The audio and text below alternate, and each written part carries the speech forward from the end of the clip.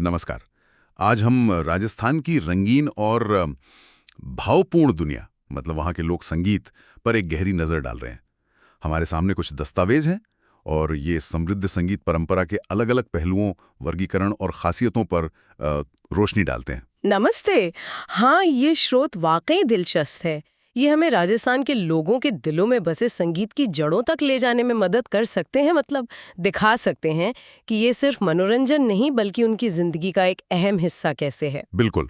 तो देखते हैं इन दस्तावेजों से हम राजस्थानी लोकगीतों के बारे में क्या खास और अनूठी बातें निकाल सकते हैं। कोशिश रहेगी कि हम इन गीतों के प्रकार, उनके पीछे की कहानियां, उनके विषय और हाँ, अलग-अलग इलाकों में इनकी भिन्नताओं को समझें। लगता है राजस्थान का लोक संगीत अपनी विविधता और जीवंतता के लिए तो मशहूर है ही। कहाँ से शुरू करें? स्रोत बताते हैं कि इन्हें समझने का एक तरीका विषय के आधार पर है। हाँ, ये एक अच्छा शुरुआती बिंदु है।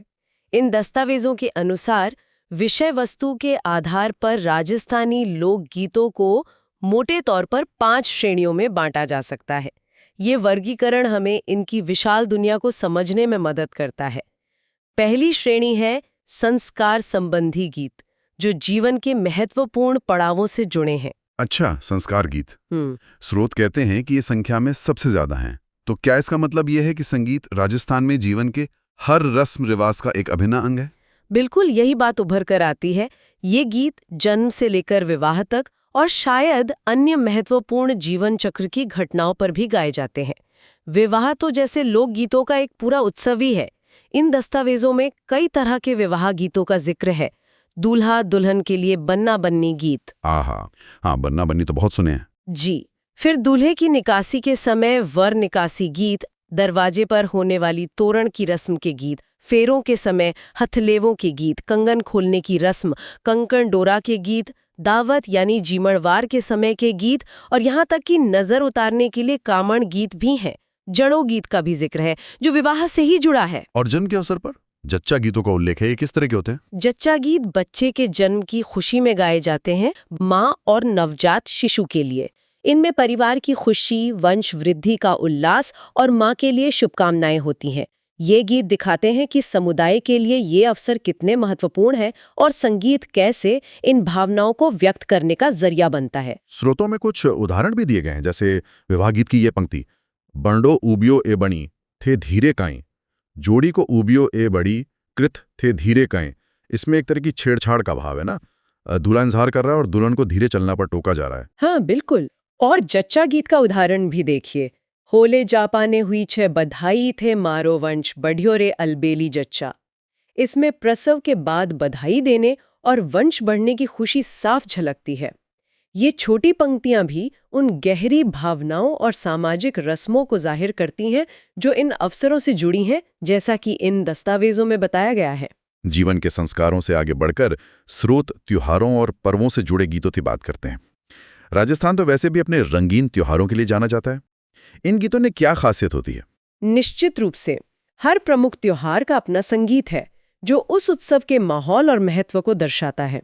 दस्तावेज बताते हैं कि गणगौर, तीज, होली, दीपावली जैसे अवसरों पर खास गीत गाए जाते हैं। गणगौर गीत का उदाहरण दिया गया है, मारी छेल भवर रो गणगौर, ए जी मारी गोरी गणगौर। ये सीधे गणगौर के उत्सव के उल्लास और रंगों को सामने लाता है। तीज के गीतों का भी जिक्र है, खासकर सावन के महीने से जुड़े हुए। हाँ, तीज श्रावण महीने का एक महत्वपूर्ण त्योहार है और जैसा कि सामग्री दर्शाती है, इसके गीतों में अक्सर प्रकृति, बारिश की फुहारें, हरियाली और झूले झूलने का वर्णन होता है। ये गीत उस मौसम की खुशी और उमंग को व्यक्त करते हैं। जैसे ये पंक्ति, आई आई सावणियारी तीज गोरी ओ, ये सीधे सीधे सावन की तीज के आगमन की घोषणा करती है। त्योहारों के अलावा क्या मौसम भी गीतों का विषय बनते हैं? स्रोत ऋतु संबंधी गीतों का भी उल्लेख करते हैं।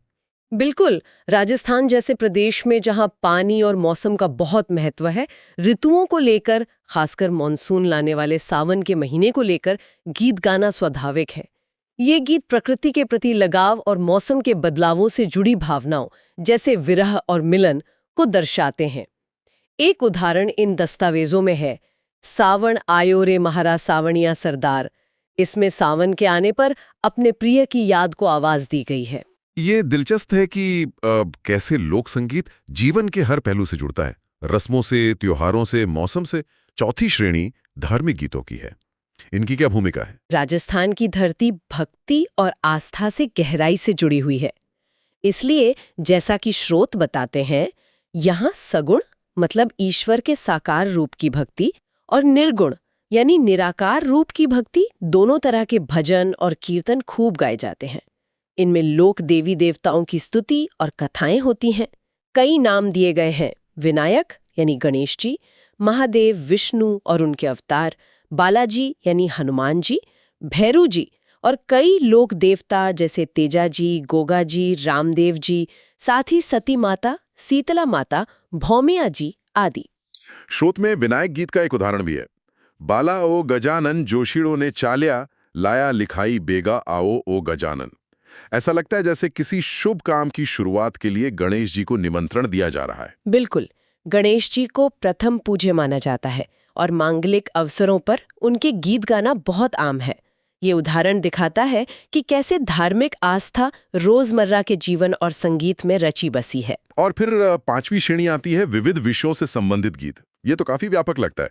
इसमें किस तरह के गीत आते हैं? हाँ, ये एक तरह की बाकी सब श्रेणी है जिसमें वो सभी गीत आ जाते हैं जो पहले की 4 श्रेणियों में पूरी तरह फिट नहीं होते हैं। लेकिन ये कम महत्वपूर्ण नहीं है।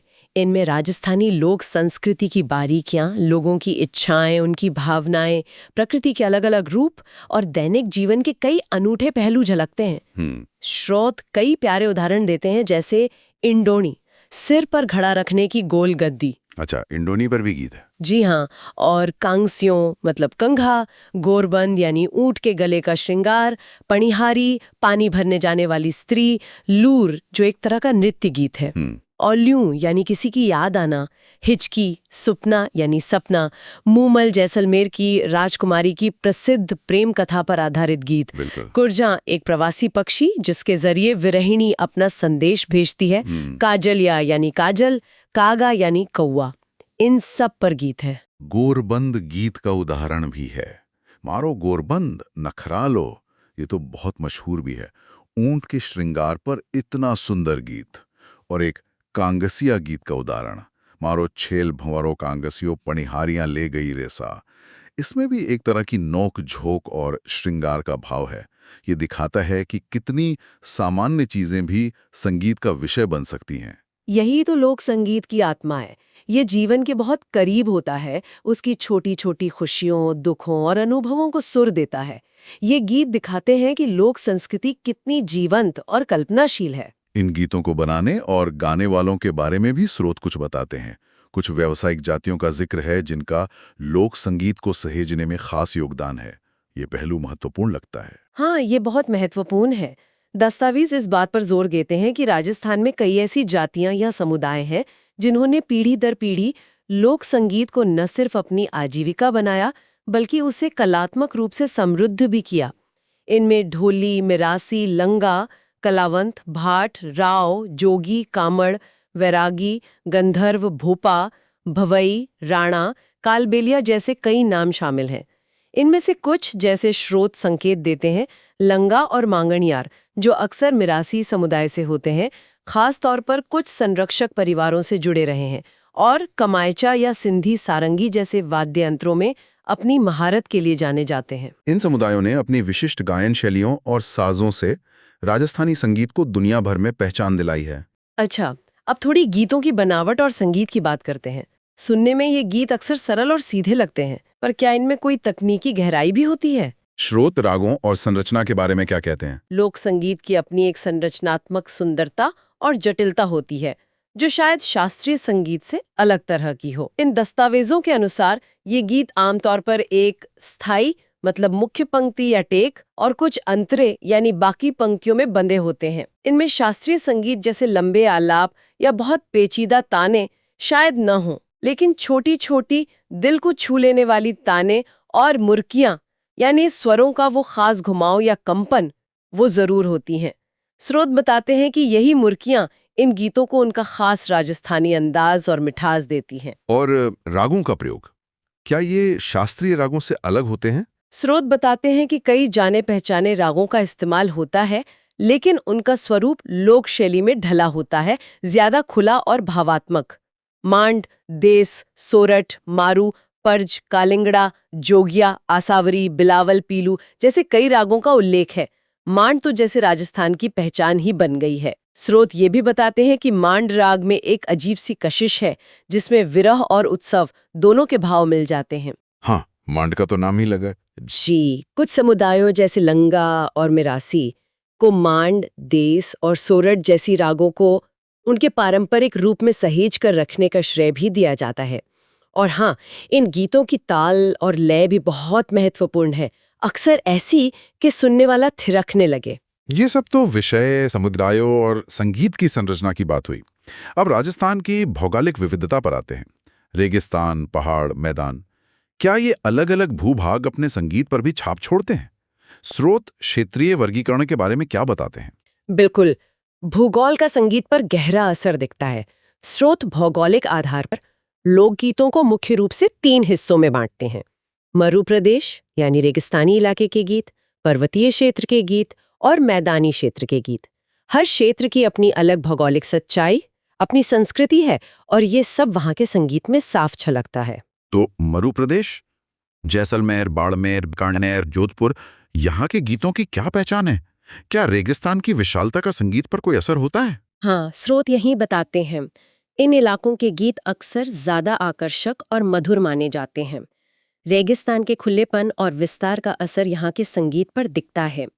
कहा गया है कि यहाँ के गीतों में स्वरों का फैलाव मतलब रेंज ज्यादा होती है।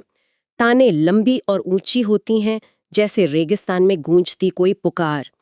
यहाँ के कुछ प्रमुख लोकगीतों के नाम भी दिए गए हैं, जैसे कुरजां, पीपली, रतन राणो, मूमल, घूघरी, केवड़ा।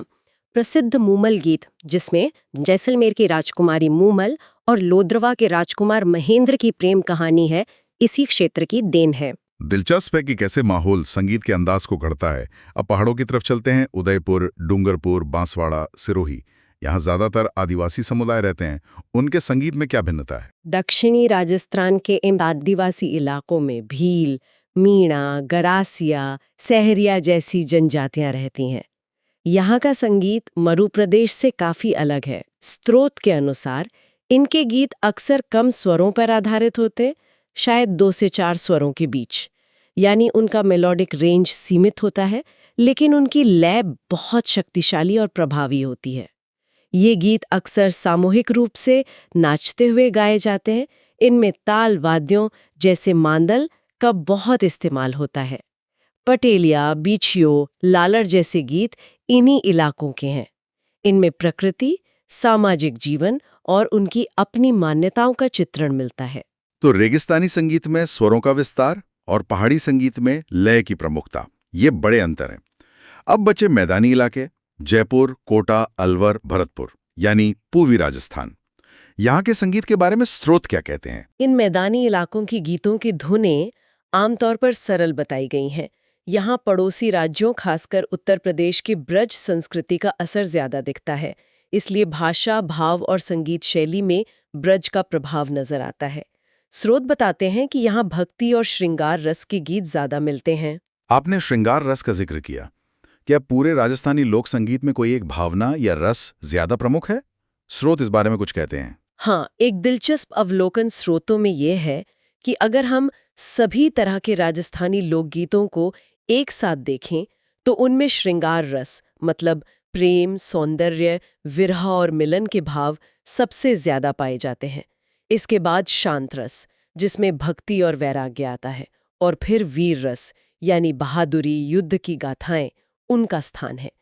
ये शायद राजस्थान के सामाजिक ताने बाने, यहाँ की प्रसिद्ध प्रेम कथाओं और यहाँ के इतिहास, जिसमें वीरता और भक्ति दोनों की गहरी जड़ें हैं, को दर्शाता है। तो कुल मिलाकर हमने देखा कि राजस्थानी लोकगीतों को कई तरह से समझा जा सकता है, उनके विषयों के आधार पर, जैसे संस्कार, त्योहार, मौसम, धर्म और रोजमर्रा की जिंदगी।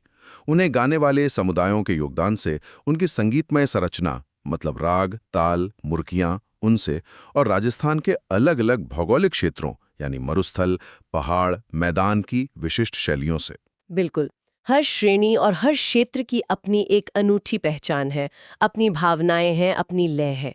चाहे वो शादी के बन्ना बन्नी हो, गणगौर का सामूहिक उल्लास हो, रेगिस्तान की गूंजती मांड हो या आदिवासियों का दमदार लयबद्ध नृत्य गान, ये सभी मिलकर राजस्थानी लोक संगीत को इतना गहरा, विविध और आकर्षक बनाते हैं।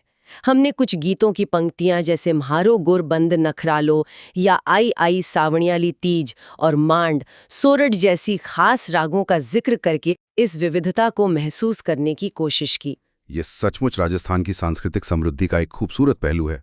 ऐसा लगता है जैसे हर भावना, हर अवसर और हर कोने की अपनी एक अलग सुरीली आवाज है। सही कहा। और इन सभी बातों को जानने के बाद एक सवाल स्वाभाविक रूप से मन में उठता है, जिसके बारे में हमारे स्रोत शायद सीधे तौर पर ज्यादा नहीं कहते।